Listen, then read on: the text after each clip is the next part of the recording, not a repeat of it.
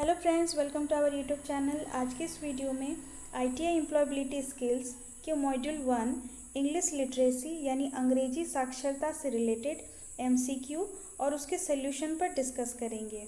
इस मॉड्यूल पर total 39 question है, जिसे मैंने दो पार्ट पर डिवाइड कर दिया है। ये फर्स्ट पार्ट है। तो चलिए फर्स्ट पार्ट को हम स्टार्ट करते हैं पहले नंबर के क्वेश्चन से, जो कि आईटीआई में एम्प्लॉयबिलिटी स्किल सब्जेक्ट जो है वो सभी ट्रेड के लिए कॉमन होती है, जैसा कि हम सभी जानते हैं। तो ये सभी ट्रेडों के लिए है। तो चलिए हम स्टार्ट करते हैं पहले नंबर के क्वेश्चन से। पहला क्वेश्चन है, अ रिज्यूम शुड बी, खाली स्थान है उसमें हमें भरना है। मतलब एक रिज्यूम कैसा होना चाहिए। रिज्यूम जिसे हम बायोडाटा कह सकते हैं, एक बायोडाटा, ठीक है, या सीवी, एक बायोडाटा होना चाहिए। कैसा होना चाहिए? फर्स्ट ऑप्शन देख लेते हैं। फर्स्ट ऑप्शन है शॉर्ट एंड प्रिसाइज, यानी संक्षिप्त और सटीक। ऑप्शन बी है फैंसी एंड कलरफुल, फैंसी और रंगीन। ऑप्शन सी है having long and detailed information, यानी लंबी और विस्तृत जानकारी का होना। या option D having acronyms and abbreviation, यानी परिवर्णी शब्द और संक्षिप्त नाम होना। तो इनमें से कौन सा ऐसा जो ऑप्शन है वो इस पे सटीक बैठता है? जो क्वेश्चन में ये खाली है स्थान है, फिल इन द ब्लैंक्स है, वहाँ पे सटीक बैठेगा। तो देखिए, जैसा एक रिज्यूम माने बायोडाटा होता है, बायोडाटा आपका जो है बिल्कुल शॉर्ट एंड प्रिसाइज होना चाहिए। उसमें आपका नाम, आपके एड्रेस, आपकी क्वालिफ़िकेशन, आपकी एक्सपीरियंस, ये सारी चीज़ें होनी चाहिए, ठीक है। और संक्षिप्त में होना चाहिए, ना कि अब पूरे डिटेल में होना चाहिए। तो ऐसे आपका बायोडाटा होना चाहिए। फैंसी और कलरफुल ऐसा ज़रूरी नहीं है, आपको रंग बिरंगे पेज या रंग बिरंगे शब्दों से लिखने की ज़रूरत नहीं है। लंबी और विस्तृत जानकारी का होना भी ज़रूरी नहीं है, क्योंकि जब आप इंटरव्यू देने जाएंगे, जहाँ पे आपका जॉब लगने वाला हो, आप बायोडाटा जब दिखाएंगे तो वहाँ पे जो इंटरव्यूअर होंगे उनके पास इतना भी समय नहीं है कि आपकी लंबी लंबी जो इन्फॉर्मेशन है वो पढ़ें। उनको सिर्फ आपके जो है नाम, एड्रेस, क्वालिफ़िकेशन और जो एक्सपीरियंस है उनसे मतलब है, ठीक है। जब आपका सिलेक्शन हो जाएगा तो इसलिए आपका एड्रेस चाहिए होगा, ठीक है। वहाँ पर हो सकता है अगर गवर्नमेंट सेक्टर का हो तो वहाँ पर आपको कॉल लेटर जाएगा। प्राइवेट सेक्टर है तो मेल वगैरह में मिल जाता है, ठीक है। तो इस तरीके से जो आपका ऑप्शन डी है हैविंग एक्रोनिम्स एंड एब्रीविएशन, मतलब जैसे होता है ना कि बहुत सारे शब्दों के बदले एक छोटा सा शब्द, जैसे टाइटल जैसा, तो इतना छोटा भी नहीं होना चाहिए, ठीक है। तो इसका राइट आंसर क्या हो जाएगा? इसका राइट आंसर हो जाएगा ऑप्शन ए, यानी शॉर्ट एंड प्रिसाइज। एकदम सटीक होना चाहिए। जो मेन चीज़ें हैं, नाम, एड्रेस, क्वालिफ़िकेशन, एक्सपीरियंस, आपने क्या काम किया है, कहाँ काम किया है, वो भी शॉर्टकट में कि हाँ आपने इस जगह पे काम किया है इतने टाइम से इतने टाइम तक, और आपका जो डेजिग्नेशन है वो इस डेजिग्नेशन पे काम किया है। तो ये सारी चीज़ें होनी चाहिए, ठीक है। तो इस तरीके से आपका रिज्यूम कैसा होना चाहिए? आपका रिज्यूम संक्षिप्त और सटीक होना चाहिए, ठीक है। तो a resume should be short and precise. तो इसका राइट आंसर हो जाएगा, राइट आंसर ऑप्शन ए, ठीक है। नेक्स्ट क्वेश्चन पे आते हैं। नेक्स्ट क्वेश्चन है, a written description of duties and responsibilities to be carried out in a job is called, यानी नौकरी में किए जाने वाले कर्तव्यों और जिम्मेदारियों का लिखित विवरण क्या कहलाता है? ऑप्शन ए है CV, option B job description, option C resume, या ऑप्शन डी जॉब एप्लीकेशन। तो अगर नौकरी में, कहने का मतलब है नौकरी में एक ऐसा लिखित विवरण दिया गया है जिसमें रूल्स एंड रेगुलेशन, आपके क्या क्या काम करने होंगे, क्या क्या नहीं करने होंगे, ये सारी चीज़ें लिखित में होती है, तो उसे हम जॉब डिस्क्रिप्शन कहते हैं, ठीक है। यानी जॉब के बारे में सारी चीज़ें हैं कि ये काम करना है, ऐसे करना है, ऐसे नहीं करना है, ठीक है। तो वो होती है जॉब डिस्क्रिप्शन। तो इसका राइट आंसर हो जाएगा ऑप्शन बी। सीवी में मेनली जो आप सीवी और रिज्यूम एक ही चीज़ है, जो ऑप्शन ए और ऑप्शन सी में है वो एक ही चीज़ है। बायोडाटा कहने का मतलब है, तो बायोडाटा में आपके जॉब की जिम्मेदारियां या कर्तव्य या क्या करना है क्या नहीं करना, ये सारी चीज़ें नहीं लिखी होती है। जॉब एप्लीकेशन में भी ये सारी चीज़ें नहीं लिखी होती है। जॉब एप्लीकेशन यानी कोई जॉब आप करना चाहते हो तो उसमें जो पोस्ट के लिए निकलती है उसे अप्लाई करना, यानी रिक्रूट के लिए, ठीक है। तो उसमें उसी में क्या क्या काम करना है, कैसे करना, वो सारी चीज़ें इसमें नहीं लिखी रहती, बस इस पोस्ट पे कितनी वैकेंसी है वो सारी चीज़ें होती है, ठीक है।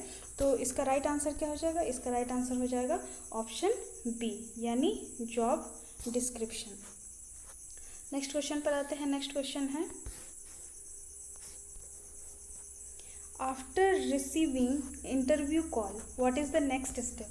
साक्षात्कार कॉल प्राप्त करने के बाद अगला कदम क्या होना चाहिए?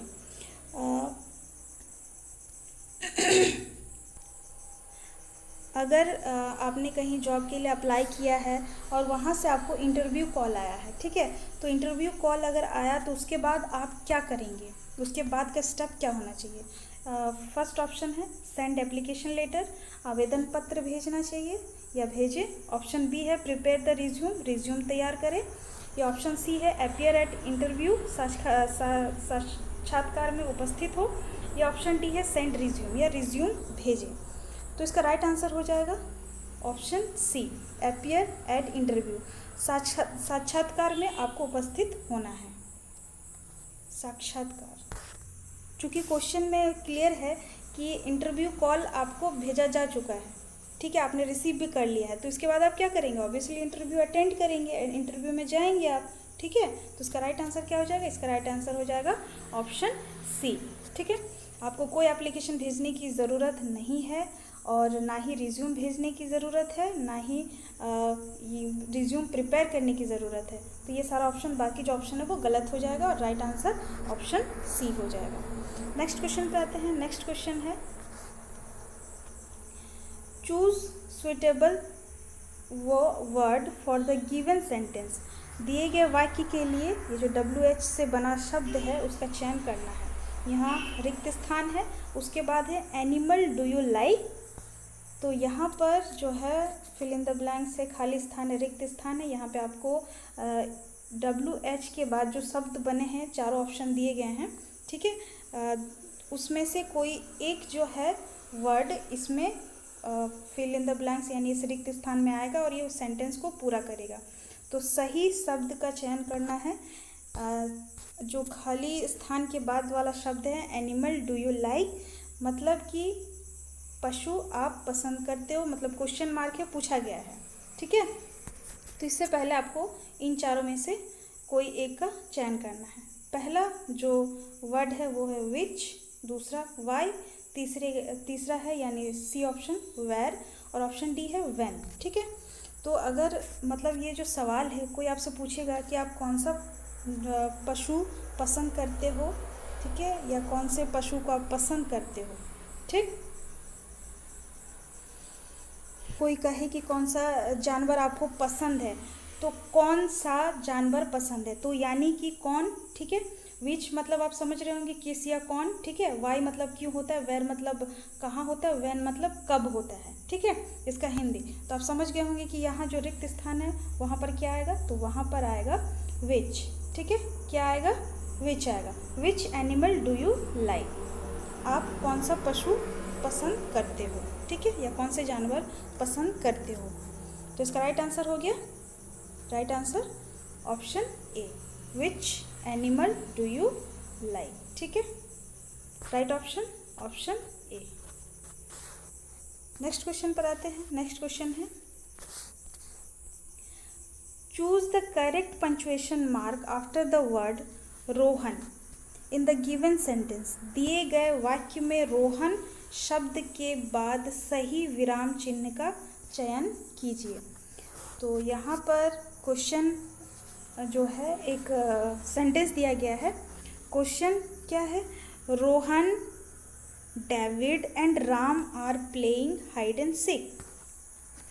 तो इसमें बताना है, ये जो सेंटेंस दिया है, Rohan, David and Ram are playing hide and seek, तो इसमें राइट पंक्चुएशन इसमें डालना है। किसके बाद? तो रोहन के बाद, ठीक है, रोहन के बाद क्या क्या इसमें दिया हुआ है ऑप्शन में देख लेंगे। फर्स्ट ऑप्शन है कॉमा, ऑप्शन बी है period, option C slash, option D है हाइफन। चारों में से एक जो है जो मार्क पंचुएशन मार्क है वो रोहन के बाद लगाना है। इनमें से कौन सा लगेगा? तो इनमें से जैसा कि हम सभी जानते हैं, इसका राइट आंसर हो जाएगा ऑप्शन ए कॉमा। ठीक है, यहाँ पे 3 लड़के हैं, रोहन है, डेविड है, राम है, तीनों हाइड एंड सीक खेल रहे हैं। ठीक है, तो राम तो अलग है, तीनों में से साइड में है, मतलब और के बाद है। बचा यहाँ रोहन और डेविड, तो इनमें ये दोनों एक नहीं है, ये 2 लड़के हैं। 2 लड़के मतलब एक रोहन है और एक डेविड है, तो रोहन के बाद क्या लगेगा? रोहन के बाद कॉमा लगेगा। ठीक है, Rohan comma David and Ram are playing hide and seek. तो इस तरीके से सेंटेंस जो है वो कंप्लीट हो रहा है। तो रोहन के बाद क्या लगेगा? रोहन के बाद कॉमा लगेगा। तो इसका राइट आंसर क्या हो जाएगा? राइट आंसर हो जाएगा ऑप्शन ए। ठीक है, राइट पंचुएशन मार्क क्या हो गया? कॉमा हो गया। स्लैश तो लगेगा नहीं, स्लैश लगाएंगे तो लगेगा कि रोहन या डेविड में से, चूंकि यहाँ तीनों खेल रहा है तो तीनों को हमें बताना है कि रोहन, डेविड और राम आर प्लेइंग, तीनों खेल रहे हैं हाइड एंड सीक। तो राइट आंसर क्या हो जाएगा? Right answer option A. ठीक है, नेक्स्ट क्वेश्चन पर आते हैं। नेक्स्ट क्वेश्चन है, choose the correct response for the given question. दिए गए प्रश्न के लिए सही उत्तर चुनें। How have you been? तो इसमें ऑप्शन देख लेते हैं। फर्स्ट ऑप्शन क्या है? Very well and you. Next B option, thank you and you. Option C, same to you. Option D है ऑन वेकेशन एंड यू। तो देखिए, कोई अगर आपसे पूछे भाई कैसे हो, या क्या हाल चाल है, या क्या चल रहा है, तो आपका जवाब कैसा होना चाहिए? पोलाइटली आप जवाब दोगे, बहुत बढ़िया। और अगला कोई आपसे सवाल करे, सवाल कहने का मतलब है कोई आपसे हालचाल पूछे, तो बदले में आपका भी ये कर्तव्य है कि आप भी उनसे उनका हालचाल पूछो। ठीक है, ये होता है सही तरीका। तो इस तरीके से अगर कोई आपसे पूछे कि कैसे हो या क्या हालचाल है, तो आप क्या बोलोगे? बहुत बढ़िया। और बदले में आप उनसे भी पूछेंगे कि आप कैसे हो। ठीक है, ये होता है सही वे टू टॉक।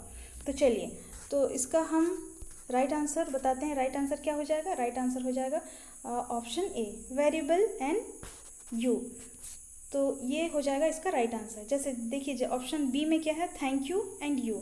तो जैसे आप बोलो कि धन्यवाद और आप, तो भाई आपसे पूछा जा रहा है तो आप जवाब दोगे सही तरीके से, हाँ कि हाँ कैसे हो वगैरह।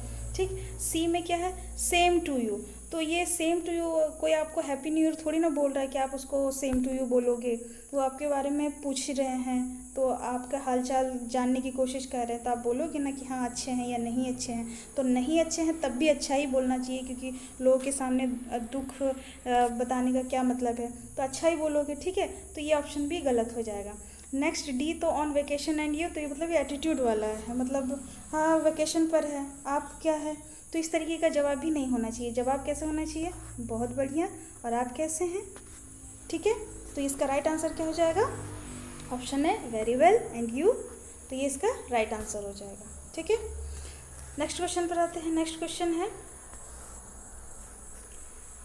क्वेश्चन है choose the correct response of the given question. दिए गए प्रश्न का सही उत्तर चुनिए। When did the accident happen? इसमें जो क्वेश्चन है उसमें सही उत्तर को चुनना है। रेस्पॉन्स को मतलब कोई आपसे पूछ रहा है कि when did the accident happen, accident कब हुआ, तो आप उनका क्या उत्तर दोगे, किस तरीके से उत्तर दोगे। ठीक है, तो फर्स्ट ऑप्शन है इन द होटल। एक्सीडेंट कब हुआ कोई पूछा तो आप क्या बोलोगे? इन द होटल, होटल में हुआ। ऑप्शन बी ड्यूरिंग ट्रैवलिंग, यात्रा के दौरान। ऑप्शन सी है एट 10:30 लास्ट नाइट, रात को 10:30 बजे। और या option D on the table, table पर हुआ। ठीक है, कोई आपसे पूछे एक्सीडेंट कब हुआ, तो देखिए आप कब हुआ, कोई आपसे पूछे तो किस दौरान हुआ, या कहाँ किस पर हुआ, या फिर कहाँ हुआ, ये सटीक उत्तर नहीं हुआ। सटीक उत्तर अगर एक्यूरेट अगर जवाब है तो वो है ये जो दिया हुआ ऑप्शन सी में, लास्ट नाइट एट 10:30। ठीक है, जैसे पुलिस भी कभी कभी कुछ एक्सीडेंट के बारे में पूछती है। अगर कुछ कहीं एक्सीडेंट हो गया तो आस पड़ोस सबसे पूछती है। ठीक है, कि कैसे हुआ, कहाँ हुआ, तो वो लोग सटीक आंसर जानना चाहते हैं। ठीक है, कि ऐसा नहीं कि हाँ चलते चलते आप जा रहे थे तो आपने देख लिया या ऐसा कुछ। वो लोग ऐसे घुमा फिरा वाला आंसर नहीं चाहते, वो एकदम सटीक आंसर चाहते हैं। ठीक है, तो यहाँ पुलिस वाला नहीं है, एक्चुअली हो रहा है कि अगर आपसे पूछे तो आप कैसा जवाब दोगे, एकदम सटीक जैसा, अगर आपको मालूम है तो। ऐसे नहीं कि आप कुछ भी जवाब दे दिए घुमा फिरा के। तो इसका राइट आंसर क्या हो जाएगा? इसका राइट आंसर हो जाएगा option C, at 10:30 last night. Accident कब हुआ? तो एक्सीडेंट हुआ लास्ट नाइट, यानी लास्ट नाइट मतलब विगत रात को 10:30 बजे। तो ये हो जाएगा right answer, option C. Next question पर आते हैं। नेक्स्ट क्वेश्चन है, choose the correct tense of the verb. क्रिया का सही काल चुनें। यहाँ आई के बाद यहाँ पर रिक्त स्थान है, music when I was child. तो यहाँ पे खाली स्थान में भरना है, क्रिया का सही काल चुनना है। ठीक है, तो इसमें सेंटेंस पढ़ लेते हैं। सेंटेंस फिर से, I fill in the blanks है, music when I was child. तो यहाँ पर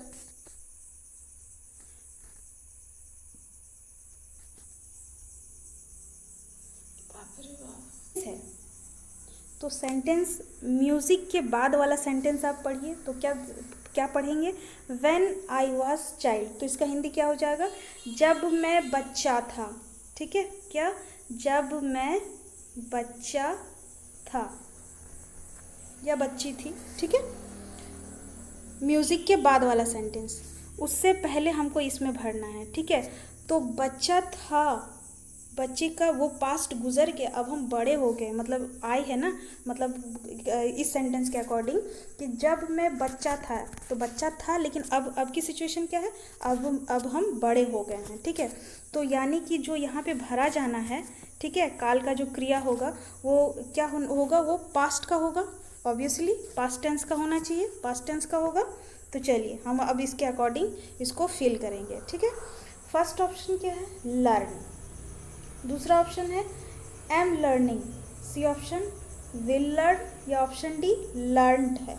ठीक है, तो अब इसमें हमें फिल करना है। तो ये यहाँ पे जो क्रिया भरने वाला है या फिल होने वाला है वो कब का होगा? वो पास्ट का होगा। ठीक है, क्योंकि जब मैं बच्चा था पहले का हो चुका है, पास्ट टेंस है, अभी का ये बात नहीं हो रहा है, पहले का बात हो रहा है, पास्ट टेंस का है ये। ठीक है, तो अब देखिए ऑप्शन में first option and second option जो है, पहला लर्न और लर्निंग, ये दोनों पास्ट का नहीं है। ठीक है, ये पास्ट टेंस का नहीं है, ये दोनों वर्ब। कैसे नहीं है? तो लर्न यानी सीखना, जैसे कि हाँ मैं सीखता हूँ, वो सीखती है, या वे सीखते हैं। तो ये क्या हो जाएगा? ये जो शब्द है ये वर्ब का पहला रूप है। तो वर्ब का पहला रूप पास्ट टेंस में यूज़ नहीं होता है, वो प्रेजेंट टेंस में ही होता है। ठीक है, तो ये पहला ऑप्शन जो है वो ऑप्शन नहीं होगा आंसर। ठीक है, वो यहाँ पर नहीं भराएगा। दूसरा क्या है? एम लर्निंग, मतलब सीख रहा हूँ, प्रोग्रेसिव। ठीक है, जैसे प्रेजेंट इम्परफेक्ट टेंस का ये एक जैसे यूज़ होने वाला ये वर्ब है। ठीक है, एम लर्निंग, सीख रहा हूँ। ठीक है, सीख रहा हूँ या सीख रही हूँ, इस तरीके से ये जो है एम लर्निंग इस्तेमाल किया जाता है। लेकिन यहाँ तो पास्ट का जैसे मैंने बोला, तो ये भी गलत हो जाएगा, ये ऑप्शन इसमें नहीं होगा, फिट नहीं बैठेगा, मैच नहीं होगा। ऑप्शन सी क्या है? Will learn. तो विल जब शब्द आ गया मतलब ये भविष्य वाला होगा कि हाँ सीखेंगे। ठीक है, सीखेंगे। नहीं भाई, यहाँ पर तो हम जो है यहाँ खाली स्थान जो है वो तो पास्ट का है, तो ऑब्वियसली ये तो सी बिल्कुल ही कट जाएगा, ये भी नहीं होगा, क्योंकि ये पास्ट का है, वो हो चुका है। लेकिन यहाँ पे जो वर्ब है वो किसके लिए है? भविष्य काल के लिए, फ्यूचर टेंस के लिए, तो ये भी गलत हो जाएगा। अब नेक्स्ट हम देखेंगे ऑप्शन डी का। तो ऑप्शन डी है लर्नड। लर्नड मतलब सीखा। ठीक है, ये वर्ब का जैसे लर्न, लर्नड, लर्नड, लर्निंग, तो लर्न के बाद ये सेकंड वर्ब का सेकंड रूप भी है और थर्ड रूप भी है, तो इसका इस्तेमाल पास्ट टेंस के लिए होगा। ठीक है, तो यानी कि अगर हम यहाँ पे लिख दें, ये जो खाली स्थान है, इस खाली स्थान में हम लर्न करें। ठीक है, तो क्या होगा? I learned music when I was child. जब मैं बच्चा था तब मैंने म्यूज़िक सीखा था या सीखा। ठीक है, जब बच्चा था तब मैंने म्यूज़िक या जो म्यूज़िक है से सीखा। तो इस तरीके से सेंटेंस क्या हो गया, सेंटेंस कंप्लीट हो गया। ठीक, तो इसका राइट आंसर क्या हो जाएगा, option D. Right answer option D. Next question पर आते हैं। नेक्स्ट क्वेश्चन है करिकुलम वाइटी यानी सीवी जिसे शॉर्टकट में कहते हैं is also known as. Curriculum vitae को के रूप में भी जाना जाता है। करिकुलम वाइटी को और किस किस नाम से जाना जाता है? First option resume, option B job description, option C cover letter या ऑप्शन डी एप्लीकेशन लेटर। तो जैसे कि हम जानते हैं कि सीवी यानी करिकुलम वाइटी को हम रिज्यूम या बायोडाटा के नाम से भी जानते हैं। तो इसका राइट आंसर क्या हो जाएगा? Right answer option A. ठीक है, नेक्स्ट क्वेश्चन पर आते हैं। नेक्स्ट क्वेश्चन है fill in the blank with comparative adjective. तुलनात्मक विशेषण से रिक्त स्थान की पूर्ति कीजिए। तुलनात्मक विशेषण वाला शब्द यहाँ पे डालना है। ठीक है, जहाँ पे रिक्त स्थान है तो शब्द को हम पढ़ लेते, सेंटेंस को पढ़ लेते हैं। Your pencil is fill in the blank than mine, यानी तुम्हारा पेंसिल रिक्त स्थान मुझसे। कंपेयर कर रहा है, अपने से कंपेयर करना है उसके पेंसिल से, मतलब तुम्हारे पेंसिल से। ठीक है, तो ऑप्शन में हम देख लेते क्या क्या ऑप्शन है। Option A sharp, option B sharper, option C blunt या ऑप्शन डी थिक। ठीक है, तो इसका राइट जो आंसर हो जाएगा वो राइट आंसर हो जाएगा ऑप्शन बी यानी शार्पर। शार्पर यानी तीक्ष्ण, तीखा। पेंसिल का नोक कैसा होता है, जैसे पेंसिल है उसका नोक क्या होता है, वो तीक्ष्ण होना चाहिए। ठीक है, तो जैसे किसी किसी का माइंड भी तीखा होता है, तीक्ष्ण होता है, बड़ी तेज होता है, तो कंपेयर करते हैं ना कि मेरा माइंड तेज है। तो इस तरीके से यहाँ पे कंपेयर किया गया है कि तुम्हारा पेंसिल जो है मुझसे भी तेज है, तीक्ष्ण है। ठीक है, मतलब इसका जो नोक है वो। ठीक है, तो इसका राइट आंसर क्या हो जाएगा? इसका राइट आंसर हो जाएगा ऑप्शन बी। नेक्स्ट क्वेश्चन पे आते हैं। नेक्स्ट क्वेश्चन है fill in the blank with correct future tense of verb. क्रिया के सही भविष्य काल के साथ रिक्त स्थान भरें। क्रिया का फ्यूचर टेंस के साथ इसको रिक्त स्थान में भरना है। सेंटेंस हम पढ़ लेते हैं। We fill in the blank to the zoo after breakfast. इसमें भरना है क्रिया के सही भविष्य काल के साथ रिक्त स्थान को भरना है। चूँकि ये भविष्य काल के लिए बोला गया है तो हम शब्द जो है भर्ब देख लेते हैं। फर्स्ट में क्या है? फर्स्ट ऑप्शन है went, option B are going, option C had gone, option D will go. तो इसका राइट आंसर क्या हो जाएगा? तो देखिए वेंट जो है मतलब गो, वेंट, गोन। तो वेंट जो होता है वर्ब का दूसरा रूप होता है। ठीक है, दूसरा रूप है वेंट, और जब दूसरा रूप है तो ये पास्ट टेंस के लिए इस्तेमाल होता है। ठीक है, तो पास्ट टेंस के लिए तो बोला ही नहीं गया है, ये तो बोला है भविष्य काल के लिए हमको चुनना है, तो ऑप्शन ए गलत हो जाएगा। ठीक है, ऑप्शन बी है आर गोइंग, ये प्रोग्रेसिव मतलब प्रेजेंट इम्परफेक्ट टेंस का हो रहा है कि हम लोग जा रहे हैं, तो ये तो भविष्य काल के लिए फिर से पूछा है क्वेश्चन में, भविष्य काल के लिए ये ध्यान में रखना है। ठीक है, हम लोग जा रहे हैं तो नहीं होगा, जाएंगे होगा। ठीक है, तो ये ऑप्शन भी गलत हो जाएगा, ऑप्शन ए भी गलत, ऑप्शन बी भी गलत। ऑप्शन सी में क्या है? हैड गॉन, गए थे। ठीक है, ये तो पास्ट टेंस ही हो गया, हैड गॉन। ये तीनों ऑप्शन राइट आंसर नहीं होगा। तो लास्ट ऑप्शन में क्या है? लास्ट ऑप्शन में विल गो है।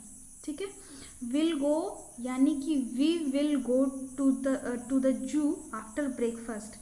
हम लोग मतलब नाश्ते के बाद जू जाएंगे, चिड़ियाघर जाएंगे। ठीक है, तो ये हो जाएगा इसका राइट आंसर विल गो, यानी कि इस रिक्त स्थान पर क्या भरा जाएगा?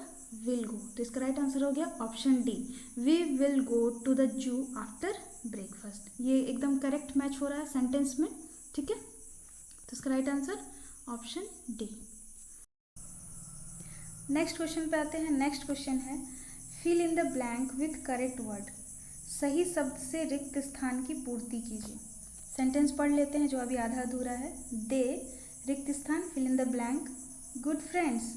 तो दे के बाद जो रिक्त स्थान है वहाँ पे 4 में से जो करेक्ट वर्ड होगा उसे फिल करना है और इस सेंटेंस को कंप्लीट करना है। ठीक है, तो फर्स्ट ऑप्शन में क्या है? First option A is, option B am, option C are and option D है वॉज। तो जैसे कि हम सभी जानते हैं कि ये जो इज़ होता है, ठीक है, is third person singular number के साथ यूज़ करते हैं, जैसे ही, सी, कोई नाम, राम, श्याम, गीता, इन सब के साथ। ठीक है, एम जो है वो फर्स्ट पर्सन सिंगुलर नंबर के साथ यूज़ होता है, जैसे आई। और वास जो है ये तो जैसे कि पास्ट टेंस में हम यूज़ करते हैं आई और वी के साथ। ठीक है, तो अब बचा आर। तो आर जो है यूज़ हम करते हैं किसके साथ? आर हम करते हैं फर्स्ट पर्सन प्लूरल नंबर। ठीक है, प्लूरल नंबर जैसे हो गया वी, या फिर थर्ड पर्सन प्लूरल नंबर यानी दे। ठीक है, तो यहाँ पर क्या दिया हुआ है? दे दिया हुआ है, तो दे के साथ क्या हो जाएगा? दे के साथ आर हो जाएगा। ठीक है, यानी राइट आंसर क्या हो जाएगा? Option C, they are good friends, वे लोग अच्छे दोस्त हैं। ठीक है, तो राइट आंसर क्या हो जाएगा? Right answer option C. Next question पर आते हैं। नेक्स्ट क्वेश्चन है fill in the blank with present progressive tense of the verb. क्रिया के वर्तमान प्रगतिशील काल से रिक्त स्थान की पूर्ति करें। यानी प्रेजेंट प्रोग्रेसिव टेंस है और उसमें जो वर्ब लगेगा, उचित वर्ब जो मैच करेगा उसी के साथ यानी कि अधूरे सेंटेंस में हमें फिल करना है। अब अधूरा सेंटेंस पढ़ लेते हैं। द ट्रेन, रिक्त स्थान, fill in the blank, through the tunnel. तो इसमें 4 ऑप्शन में से हमें कोई एक जो है राइट होगा, उसी को इसमें फिल करना है। तो चूँकि ये जो शब्द है वो प्रोग्रेसिव टेंस का ही है। ठीक है, यानी चारों ऑप्शन में से, और जो सेंटेंस है वो भी कौन से टेंस का है? तो प्रेजेंट प्रोग्रेसिव टेंस का है। प्रोग्रेसिव यानी प्रगतिशील है, मतलब हो रहा है, चल रहा है। जैसे बोलते हैं ना कि हमारा घर बन रहा है, प्रगति पर है, काम चल रहा है, जारी है। ठीक है, तो वहीं इसका मतलब है कि इस टेंस का मतलब है प्रेजेंट प्रोग्रेसिव टेंस का मतलब कि इस टेंस में जो इस काल में जो घटना या कार्य चल रहा है वो अभी चल ही रहा है, प्रोग्रेसिव पर है। ठीक है, अभी प्रेजेंट टेंस में ही, मतलब वर्तमान काल में ही शुरू हुआ है और अभी वर्तमान काल में ही चल ही रहा है। ठीक है, तो द ट्रेन है थ्रू द टनल। तो हम ऑप्शन में देख लेंगे। ऑप्शन ए है पास्ट, ऑप्शन बी है is passing, option C had passed, या ऑप्शन डी है हैज़ पासिंग। तो जैसे कि आप देखेंगे यहाँ है प्रेजेंट प्रोग्रेसिव टेंस का ये सेंटेंस है, और जब आप देखेंगे कि ऑप्शन ए, ऑप्शन सी और ऑप्शन डी जो है वो पास्ट टेंस के लिए है। ठीक है, तो ये पास्ट टेंस के लिए हो जाएगा ऑप्शन ए, ऑप्शन सी और ऑप्शन डी। तो पास्ट टेंस के लिए तो हमें नहीं करना है, हमें करना है प्रेजेंट प्रोग्रेसिव टेंस के लिए। तो जैसे कि यहाँ ऑप्शन बी में है इज़ पासिंग। ठीक है, मतलब पास हो रही है। ठीक है, the train is passing through the tunnel. तो इसका राइट आंसर क्या हो जाएगा? Option B is the right answer. Next question है। नेक्स्ट क्वेश्चन पर आते हैं। Fill in the blank with proper interrogative adjective. उचित प्रश्नवाचक विशेषण से रिक्त स्थान की पूर्ति करें। यहाँ पे भरना है, फिल इन द ब्लैंक है are you going. Are you going मतलब कोई पूछ रहा है, ठीक है, जा रहे हो, तो इसके साथ क्या पूछता है जनरली? कहाँ जा रहे हो, ठीक है, या कब जा रहे हो, ये भी पूछ सकता है, कहाँ जा रहे हो या कब जा रहे हो। ठीक, तो अब इसमें हमें देखना ऑप्शन में क्या क्या है। ऑप्शन ए में है हु, ऑप्शन बी में वेयर, ऑप्शन सी है विच, या ऑप्शन डी है वाह। तो इसमें से हमें सही इंट्रोगेटिव एडजेक्टिव लेना है, चारों में से जो राइट होगा, और उसमें रिक्त स्थान पे भरना है। ठीक है, तो यहाँ पर मैंने जैसे बताया आर यू गोइंग, और वो भी इंट्रोगेटिव क्वेश्चन मार्क है। ठीक है, पूछा जा रहा है, कोई आपसे सवाल कर रहे हैं, कोई पूछ रहे हैं कि जा रहे हो, तो उससे पहले कोई क्या पूछता है, कब जा रहे हो या कहाँ जा रहे हो। दोनों में से कोई एक हो सकता है। तो हु मतलब कौन, कौन तो नहीं होगा, ठीक है। ऑप्शन सी में है विच। विच मतलब किन्हीं से इशारा होता है कि किस का या किन का, ठीक है। वाट, ये हो सकता है ये वाट होगा, क्या। तो इनमें से जो ऑप्शन ए, ऑप्शन सी और ऑप्शन डी जो है बिल्कुल मैच नहीं हो रहा है, ठीक है। अब ऑप्शन बी में देख ले तो ऑप्शन बी में क्या है, वेर मतलब कहाँ। तो ये एकदम बिल्कुल ये सही आ रहा है इसके साथ। प्रॉपर इंट्रोगेटिव एडजेक्टिव इसमें फुलफिल हो रहा है इस अधूरे सेंटेंस में। वेर आर यू गोइंग, तुम कहाँ जा रहे हो या आप कहाँ जा रहे हो, ठीक है। तो इस तरीके से इसका राइट आंसर क्या हो जाएगा, इसका राइट आंसर हो जाएगा ऑप्शन बी, ठीक है। Where are you going, right answer option B. Next question पर आते हैं। नेक्स्ट क्वेश्चन है fill in the blank with proper noun, उचित सर्वनाम से रिक्त स्थान की पूर्ति कीजिए। यहाँ पे जो प्रॉपर प्रोनाउन होगा उसको फिल इन द ब्लैंक में भरना है और सेंटेंस को कंप्लीट करना है। यहाँ पर क्या है, I made this cake, fill in the blank. मैंने यह केक बनाया, किसके लिए बनाया, ये हो सकता है क्वेश्चन। तो ऑप्शन ए में क्या है, myself, option B yourself, option C himself या ऑप्शन डी है इटसेल्फ। तो यहाँ पे सर्वनाम भरना है, ठीक है। नाम के बदले जो शब्द आता है उसे सर्वनाम कहेंगे, ठीक है। संज्ञा के बदले जो शब्द आता है उसे सर्वनाम कहते हैं। तो जितनी भी सारी चीज़ों के नाम हो गए संज्ञा, तो संज्ञा के बदले जो शब्द आता है उसे सर्वनाम कहते हैं, जैसे कि हम सभी जानते हैं, ठीक है। तो यहाँ पे सेंटेंस है आई मेड दिस केक, मैंने यह केक बनाया। तो आई क्या हो जाएगा इसका सर्वनाम, अपने लिए। तो अपना का अपने लिए क्या हो जाएगा, अपने लिए का क्या होता है, माई सेल्फ, ठीक है। तो इसका राइट आंसर क्या हो जाएगा, option A, I made this cake my self, अपने लिए बनाया, ठीक है। तो इसका राइट आंसर हो गया ऑप्शन ए। नेक्स्ट क्वेश्चन पर आते हैं। नेक्स्ट क्वेश्चन पर क्या है, fill in the blank with proper pronoun, उचित सर्वनाम से रिक्त स्थान की पूर्ति कीजिए। वैसे ही फिर से और एक क्वेश्चन आ गया, सी मेड दिस केक। सी मतलब वह स्त्रीलिंग, ठीक है। यह केक बनाई किसके लिए, तो सर्वनाम भरना है, ठीक है। फिर से तो नेक्स्ट हम ऑप्शन देख लेंगे। फर्स्ट ऑप्शन है option A itself, option B myself, option C herself, option D himself. तो चूंकि सी है तो सी के लिए क्या हो जाएगा, सी के लिए हरसेल्फ हो जाएगा, ठीक है। तो इसका राइट आंसर हो जाएगा ऑप्शन सी, यानी सी मेड दिस केक हरसेल्फ। यही अगर ही होता, वह पुल्लिंग वाला वह, तो वह वहाँ पर क्या हो जाता है, he made this cake himself, ठीक है। तो इस क्वेश्चन का राइट आंसर हो जाएगा, इस क्वेश्चन का right answer option C. Next question पर आते हैं। नेक्स्ट क्वेश्चन क्या है, fill in the blank with proper reflexive pronoun, उचित कर्मवाचक सर्वनाम से रिक्त स्थान की पूर्ति करें। She has hurt, she has hurt, ठीक है। तो अब हम ऑप्शन में देख लेंगे, वह दुखी हुई है। फर्स्ट ऑप्शन है myself, option B herself, option C himself या ऑप्शन डी इटसेल्फ। तो यहाँ पर क्या है, सी। तो सी मतलब वह मतलब क्या, स्त्रीलिंग वह है। तो इसका जो प्रॉपर रिफ्लेक्सिव प्रोनाउन हो जाएगा वो क्या हो जाएगा, हो जाएगा हर सेल्फ, ठीक है। क्या होगा, हर सेल्फ। तो इसका राइट आंसर क्या हो जाएगा, ऑप्शन बी में है हर सेल्फ, यानी she has hurt herself, ठीक। खुद को खुद चोट पहुंचाई है। तो इसका right answer option B. Next question पर आते हैं। नेक्स्ट क्वेश्चन है fill in the blank with suitable adjective for the given sentence, दिए गए वाक्य के लिए उपयुक्त विशेषण से रिक्त स्थान की पूर्ति कीजिए। The little girls fill in the blank eyes revealed her mischief. देखिए यहाँ पे सुइटेबल एडजेक्टिव जो है उसको भरना है।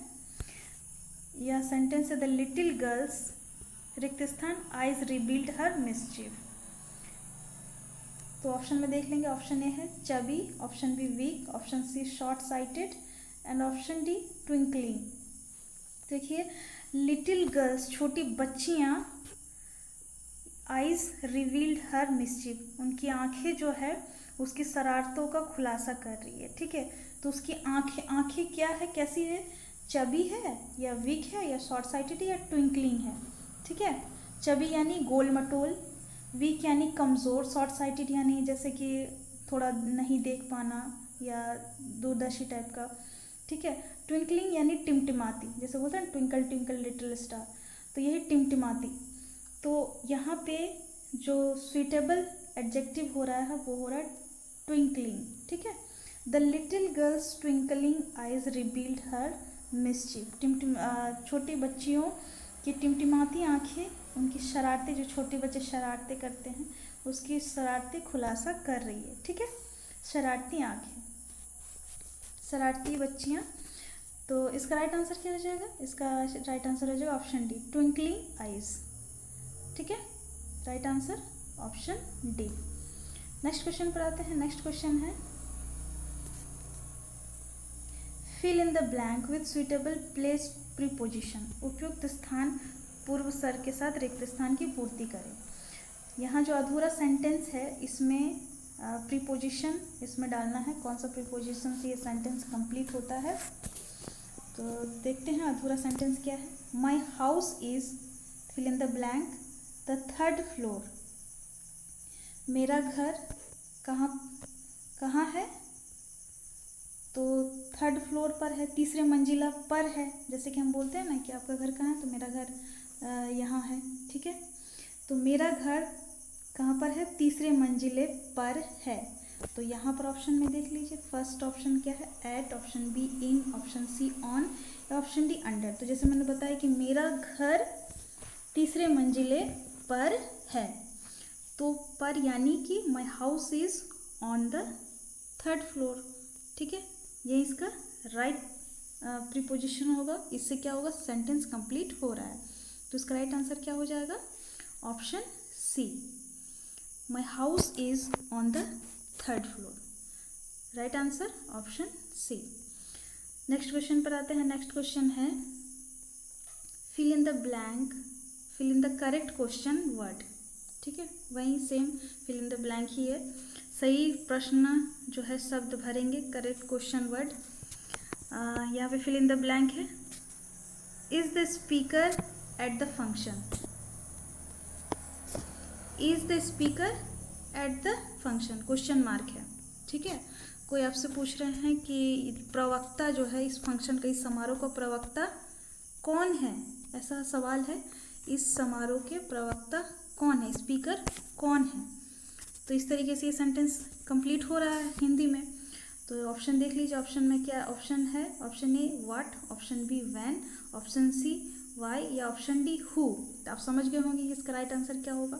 व्हाट तो नहीं होगा, क्या तो नहीं होगा, व्हेन मतलब कब तो नहीं होगा, वाई मतलब क्यों तो नहीं होगा, ऑप्शन डी मतलब कौन, who is the speaker at the function. ठीक है, यानी कि इसका राइट आंसर क्या हो जाएगा, इसका राइट आंसर हो जाएगा ऑप्शन डी। डी में क्या है, हु, यानी यहाँ पर ये जो फिल इन द ब्लैंक है वहाँ पर क्या आ जाएगा, who is the speaker at the function, इस समारोह के प्रवक्ता कौन है, स्पीकर कौन है। तो राइट आंसर क्या हो जाएगा, ऑप्शन डी। नेक्स्ट क्वेश्चन पर आते हैं। लो level language is also called, निम्न स्तर की भाषा को भी कहा जाता है। ये कंप्यूटर से रिलेटेड क्वेश्चन है। ठीक है, फर्स्ट ऑप्शन है सोर्स कोड, ऑप्शन बी है middleware, option C machine language या ऑप्शन डी असेंबली लैंग्वेज। तो लो लेवल लैंग्वेज को हम मशीन लैंग्वेज कहते हैं। तो इसका राइट आंसर हो जाएगा option C, low level language is also called machine language. Right answer option C. तो फ्रेंड्स इस पार्ट में इतना ही। नेक्स्ट पार्ट में जो सेकंड पार्ट होगा, सेकंड पार्ट में हम लोग 21 नंबर क्वेश्चन से कंटिन्यू करेंगे। ठीक है, और आई होप कि इतना जो हम लोग डिस्कस किए 20 नंबर क्वेश्चन तक आप लोगों को सही प्रकार से समझ आ गए होंगे। तो अगर वीडियो पसंद आ गई हो तो लाइक, शेयर और कमेंट ज़रूर करें। और इस वीडियो को यहीं पर समाप्त करते हैं, इस पार्ट को। नेक्स्ट पार्ट में हम बहुत जल्दी आएंगे। तब तक के लिए धन्यवाद। जय हिंद, जय भारत।